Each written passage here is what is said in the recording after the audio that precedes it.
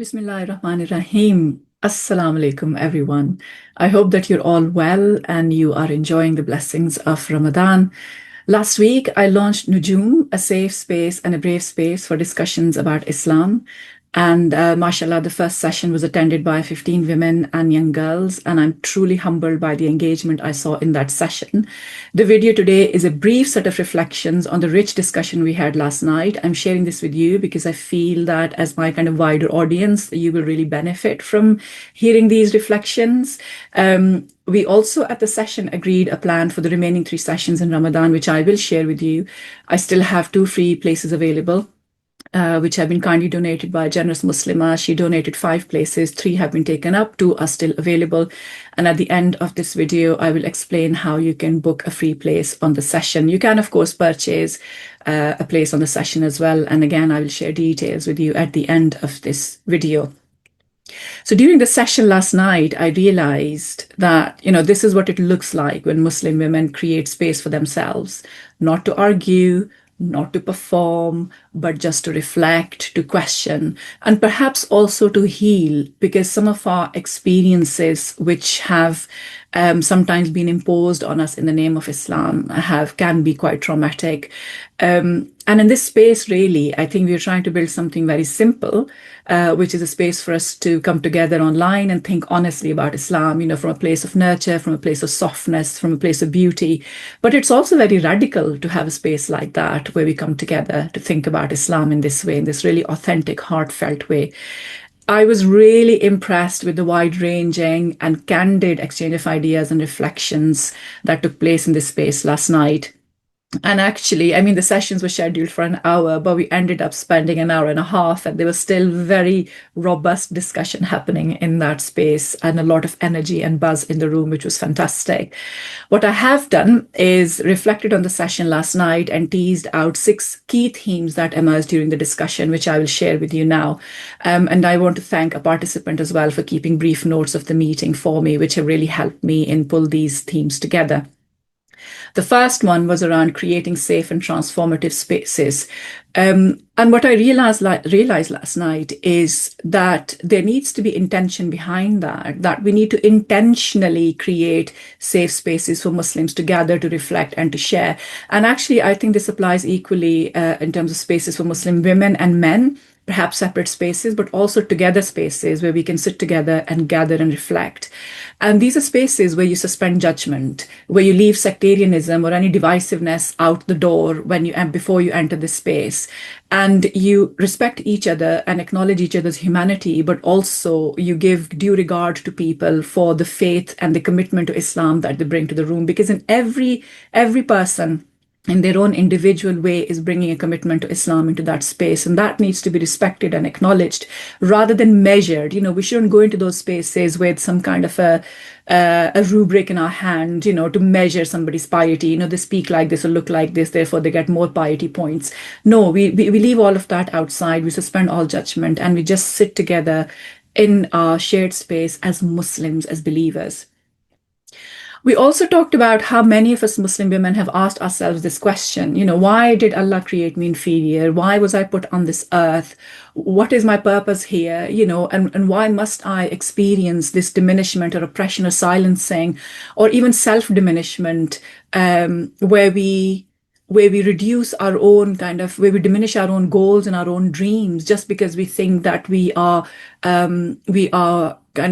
this kind of clash between ambition and what Islam requires from us. We almost diminish ourselves and our possibilities and our dreams because we think that this is in the service of Islam. But many of us have had oppression imposed on us as well. And, you sit and think, why have I been put on this planet? And why has Allah created me inferior and subservient? And sometimes because these things reach us as impositions, they can be very traumatic. Now, I'm not saying that God has created us inferior. For those of you who've been listening to my channel, this is exactly the kind of theology that I'm dismantling here. But this is how many Muslim women experience Islam. This is the fact of it. And we noted that it is important that we name this trauma because sometimes this diminishment and oppression is hugely traumatic for Muslim women. And there was an attendee in the room who said that Islam has become ugly and traumatic for many Muslim women. And we should name that, we should acknowledge that, because once we've acknowledged the problem, we can start to fix the problem. We also talked about the fact that we need to emphasize in these spaces the importance of women suspending judgment of other women as well, so we can build a sisterhood. Because I know from personal experience, and many other Muslim women would have known as well, that Muslim women can actually be incredibly harsh towards other Muslim women. And we know that the veil particularly is very divisive and it's used as a way of judging other women. But we need to suspend that judgment if we are to step into a space which is safe, feel space, and where transformation can happen. And finally, we kind of talked about the opportunity these spaces give us to speak openly about our personal experiences as well. Our personal experiences of Islam, of growing up Muslim, what that meant to us.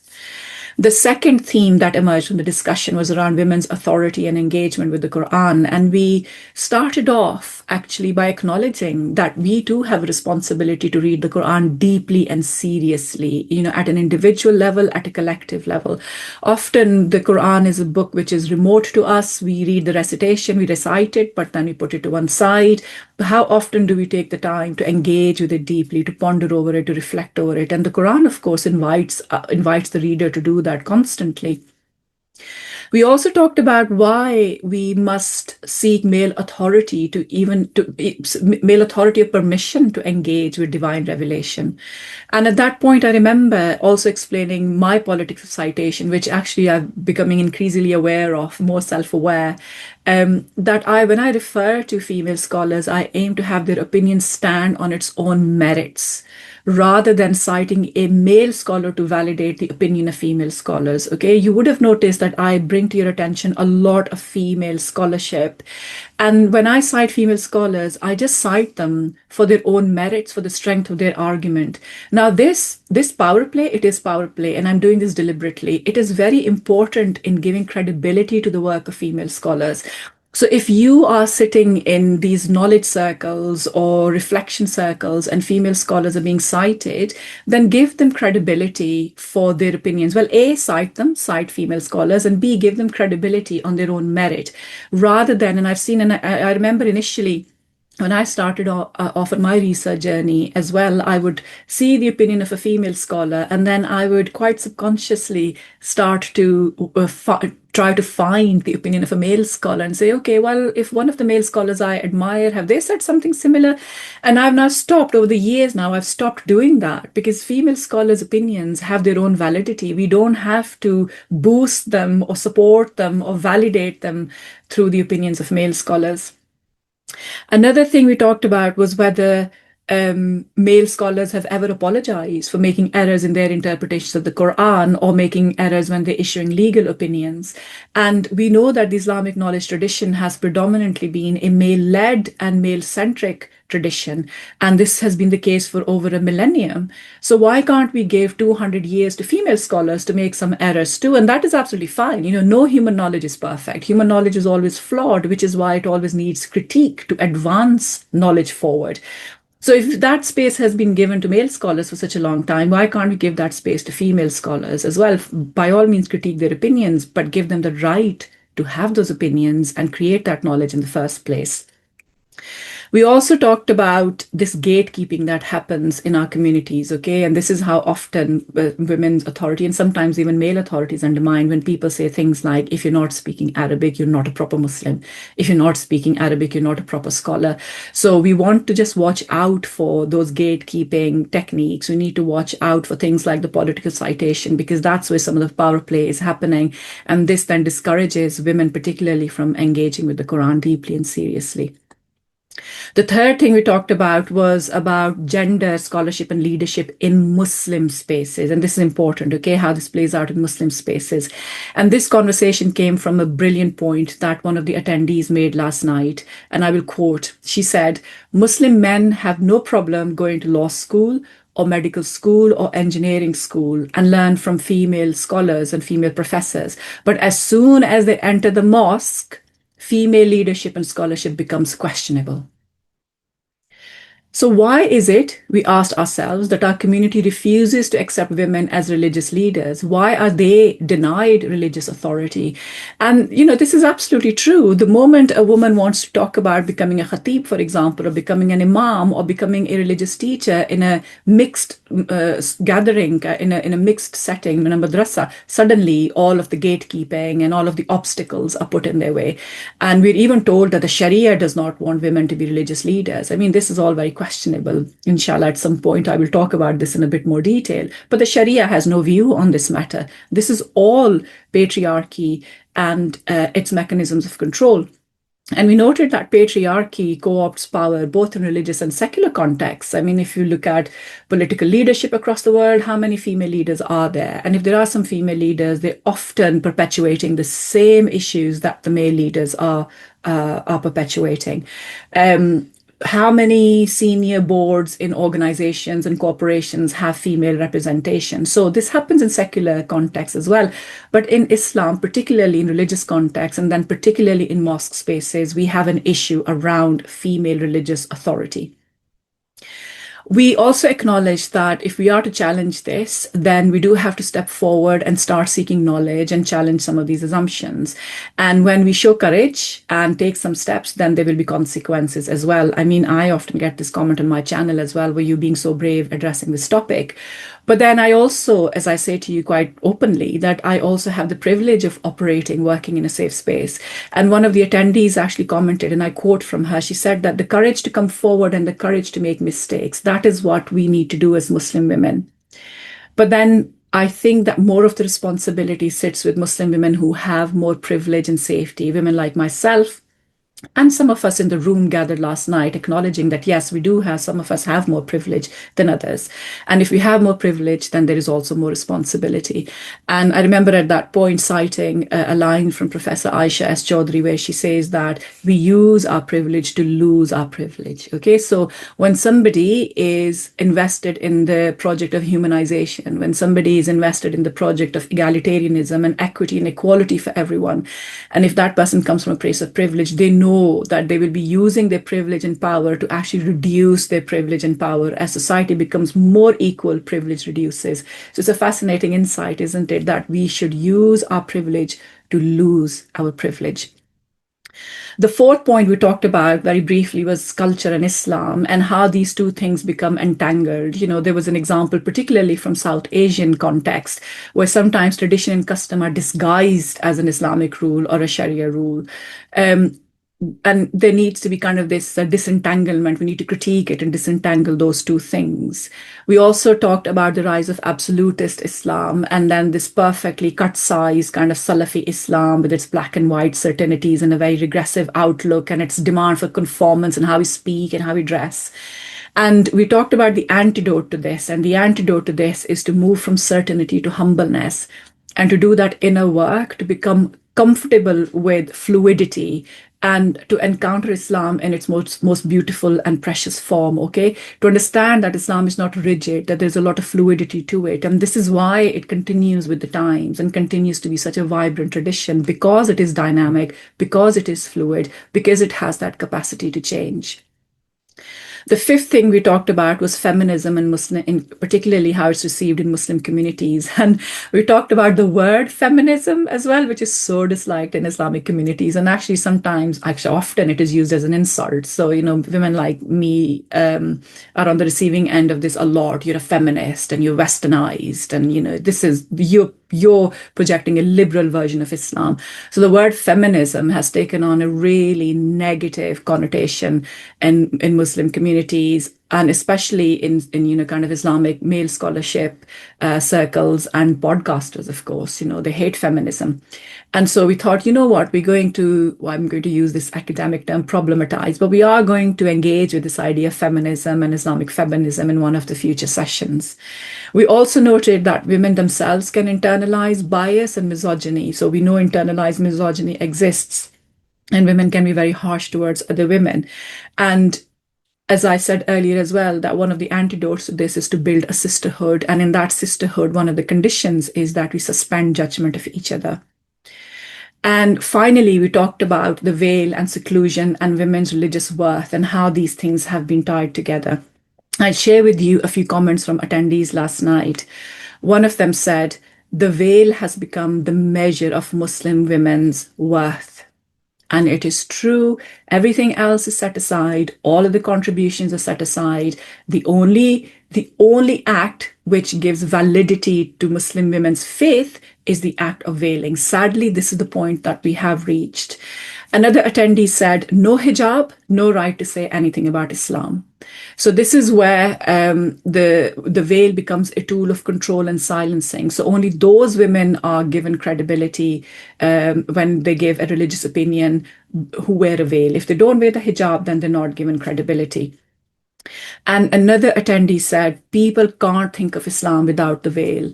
And it's a really astute comment, really, because all of Islam, its richness, its beauty, its theology, its ability to transform societies, everything has been reduced to the veil. You would think that probably Islam only has one pillar, and that is the veil. This is how extreme some of these opinions and discourses have become. This is how extreme some of the thinking has become amongst Muslim communities.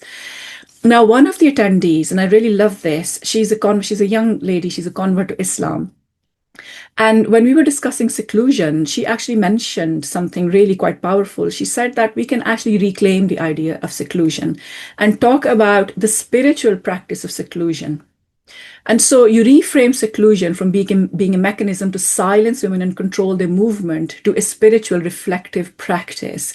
So this is a beautiful reclaiming of the idea of seclusion. And inshallah, that is one of the things we'll pick up in the future sessions. So some next steps then. This is what we've collectively planned. It was great that the ideas came from the group. Co-creation is always the most wonderful thing to do in collective spaces where we come together rather than me leading on any of that. I don't think that that's really helpful or transformative. So co-creation is always the best. And so the ideas collectively that came out have helped us plan the next 3 Nujum sessions in Ramadan. So we will talk, the next session, we will talk about sharing our experience of Islam, especially how Muslim women receive Islam as a set of do's and don'ts. We're then going to follow that with a session on reclaiming the idea of seclusion and defining it as a spiritual practice rather than a form of social control of Muslim women. And then in the final session for Ramadan, we will talk about feminism and also Islamic feminism, which is now emerging as a methodology. And we will talk about how we can develop a sisterhood when we stand together. After Ramadan is done, inshallah, in a future Nujum session, we will pick up one of the suggestions that came from the attendees, which was about discussing the Hadith tradition and the sometimes and often negative impact that Hadith tradition can have on Muslims, particularly Muslim women. So if these conversations are resonating with you, then join in. Bring your questions, bring your doubts. We're not claiming to have all the answers. We're not claiming to have absolute Islam and absolute truth. We're just learning how to approach Islam honestly, from a place of honesty. I've also been really reflecting on kind of my whole YouTube journey and experience as well. And as my work on YouTube is gaining momentum and more people are signing up to my website, I'm increasingly turning towards the idea that, alhamdulillah, we are actually starting a movement here. Now, this is a movement where Muslim women will play a lead role with the help and allyship of Muslim men who want to be part of this. We cannot create a better society if Muslim men and women cannot come together and agree on those higher goals, if we're not working in allyship, okay? This is not about hating Muslim men, vilifying Muslim men, but how we can work in allyship together. But one of the key aims of that allyship needs to be, because there is a gap, one of the key aims needs to be to bring Muslim women's voices back to the center and create beautiful, nurturing religious knowledge.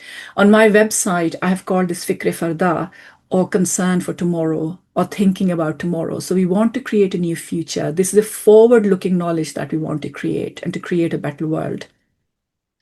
And I feel that the Nujum online space will, inshallah, play a role in this movement. And if Allah wills, I'm thinking more and more about setting up a research and education institute to nurture female talent, female scholarship, to develop a body of knowledge that empowers women and future generations.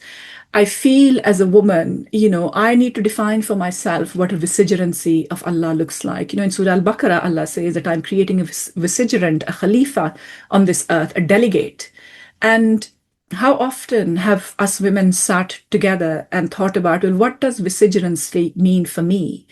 And I think through this female scholarship and engagement with our religious tradition, but also creating new knowledge, we can start thinking about how we step into that vicegerency. How do we become the Khalifa? How do we become God's delegate on this earth? We too want to define what vicegerency means for us and the future generations of leaders and Muslims that we will raise.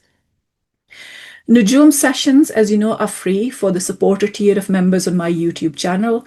If you subscribe to my YouTube channel as a supporter member and you pay $4.99 a month, then all Nujum sessions and future sessions will be free for you.